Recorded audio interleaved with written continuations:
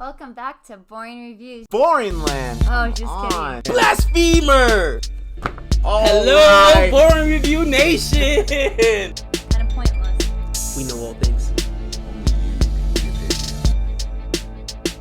What up, and welcome back to Boring Reviews. Nick there. What up? Joey there. And today we're reacting to another Pitch Meanie, baby. And what pitch meeting are we checking out, Nick? This has been requested quite a bit. We appreciate the requests. Keep them coming in. We're looking at Mulan, but the live action version. Woo.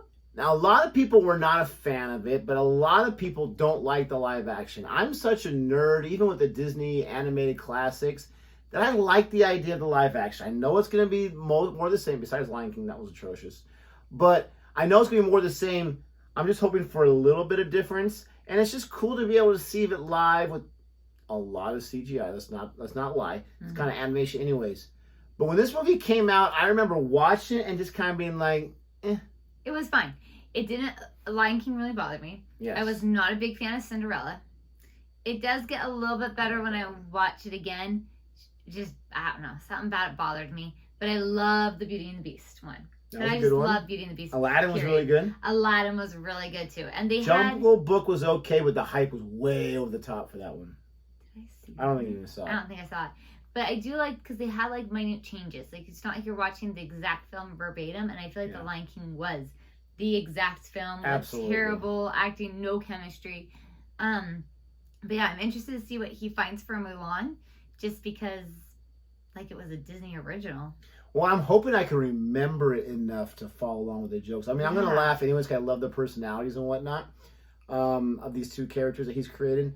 But yeah, this was just requested a lot, so it's got to be good. So we're going to go ahead and check this out. We've reacted to several other pitch meetings. Go ahead and check them out. They're all on the channel. Thank you so much for coming back for another one. Please don't forget, if you like what you see here, to like this video, subscribe to our channel. It definitely helps us. And hit that notification bell so you're aware of our next uploaded videos. And also let us know what pitch meeting should we check out next. Please let us know. Subscribing definitely helps her out more than it helps me, but it helps us both out somewhat. Here we go.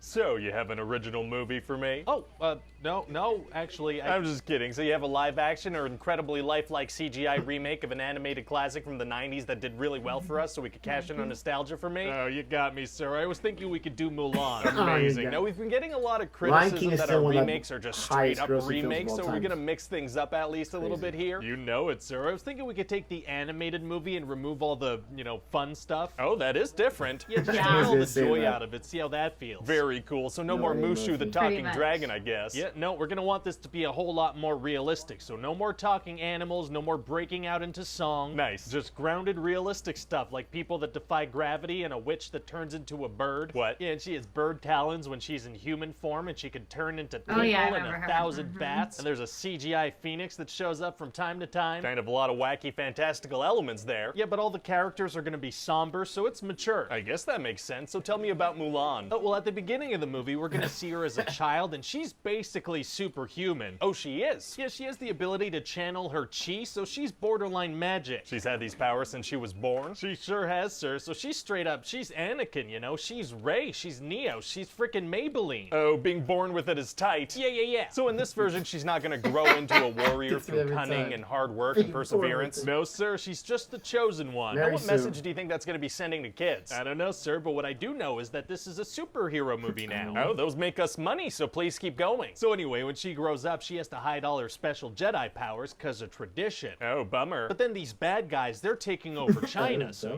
that's not good. And who are these bad guys? Well, there's this bad guy, Khan, who wants to kill the Emperor because he killed his father. And then there's that witch lady who just wants to fit in. Oh, she does? Yeah, she's incredibly powerful and could probably take on China by herself. But Khan is like, when I'm in charge, you'll fit in. So she's like, okay, cool. So he's nice to her? Not particularly, no. He's actually pretty mean with her, compares her to a dog. Oh, very disrespectful. And let me tell you, these bad guys, they have a flair for the dramatic. Like, they line up in straight lines before battle for the most dramatic entrances possible. Very sassy. Yeah, and they spend a ton of time on their makeup. They're basically violent theater students. Wow.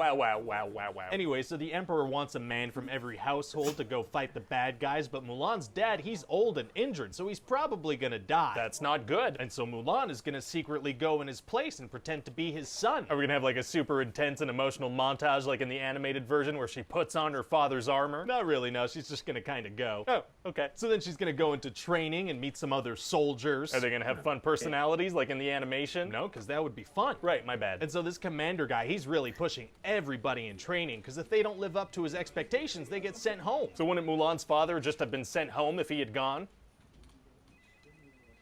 Oh my god. Anyway, so what else happens? Okay, well, so Broke his Mulan is brain. trying to hide the fact that she's a Jedi and a woman, right? Right. And the commander, he makes them do this test where they have to walk up a mountain with buckets of water. Oh, and does she figure out like a smart way to do that, like the pole thing in the animated movie? No, at a certain point she just does it because she doesn't want to hide her superpowers anymore. So just straight up brute strength because of the powers she was born with? Yeah. I guess that's character growth. It might be. So anyway, later they end up in battle. might Very be. exciting. And somehow Mulan ends up lost. What? Yeah, like she chases some people and then she's lost somehow. Anyway, then she encounters the witch. Oh, and how does that go? Well, the witch is like, you need to stop lying about being a woman. And then Mulan is very inspired, so she heads back into battle with flowy hair and no armor. Yeah, she should probably wear some armor, though. Yeah, well, she's not gonna, because she learned the art of the dramatic entrance now. Fair enough. And then she's gonna see the bad guys are like launching explosives at the good guys. Oh no, those blow up. Yeah, so before they can fire another shot, Those she gets blow on a horse, she picks up a bunch of helmets, she travels across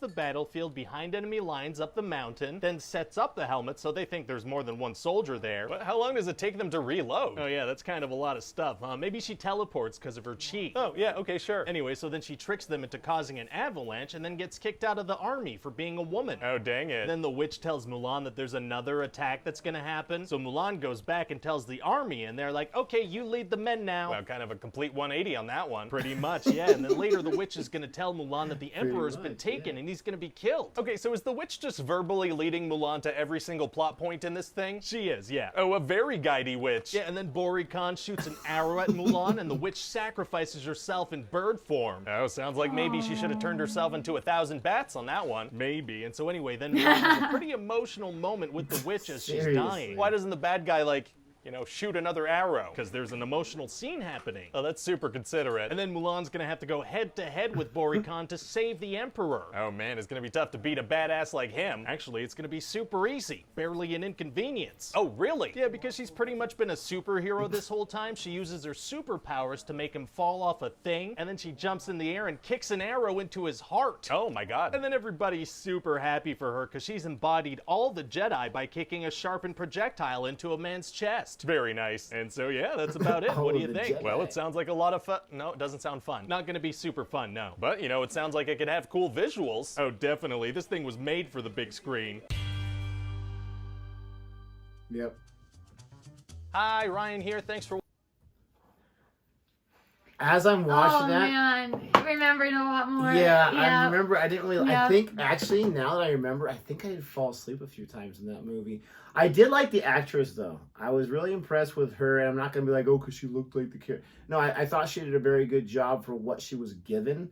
But that one scene where she's catching a bird, it looks kind of awkward. She's doing this or whatever. But oh my gosh, I remember it so much. I knew before like there was no Mushu, and I was just like, oh, but I love Mushu. And he's like, fantastic. and when they said they were making it, I was wondering how are they going to do Mushu? Like, how's that going to happen? And so that was kind of a bummer. But yeah, it was very, very serious. I did like, in a sense, the witch element just because it was different. But yes, it was like. But she really served no purpose to the plot. She was just a device to be able to. Yeah, it's like she was playing both sides. She should have been like Mulan's like ancestral whatever the whole time, so you saw why she would be guiding her. I can't remember it, but I'm wondering if she was doing it because she was so irritated with the other guy because he was such a jerk. Maybe, but still, then why have her? Don't think she I was, get what he's saying then. I don't think she was necessarily guiding him. I think she was just saying things and it was giving. Yeah, but it was ultimately guiding her. Yeah, right? it's true. So it's the device used to guide her without her being her guide. Yeah. Oh, a very guidey witch. I mean, I love that. Yeah. I do remember. I gotta watch it. I thought the scene where she took her father's place was a little bit emotional. Even the live action, I'll have to watch that again. But he brings up a great point. Like, but she doesn't cut her hair. She doesn't put on the outfit. She doesn't do any of that. Right. I like what he had said about, we're not going to do Mushu and all this kind of stuff because it's just ridiculous. We're going to make it more serious. But then, like he said, like she is a witch that can do all these crazy things or whatever. Like, so you replace Mushu for the witch. Yes. Which one would you rather have? Mushu. Exactly. So it's not looking too good there, my friends. But I feel like it was probably better to take him out only because they clearly couldn't handle Lion King. They can't do animals with the CGI. For whatever reason, with the live action, it doesn't fit.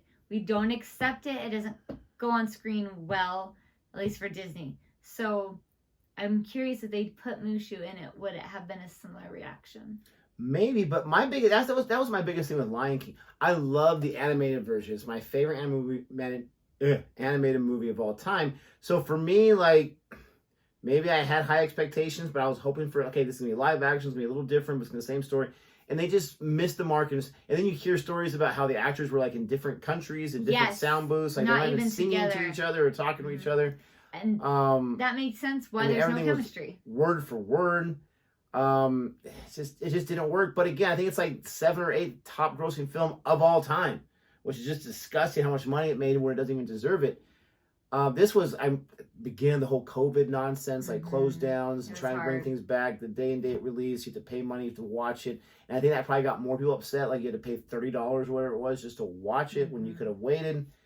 But he did a great job pointing out those things because everything he said, I absolutely agree. I loved the back and forth. I love how the other guy's just like, I don't even care. Let me just get through with it. We're just gonna make money.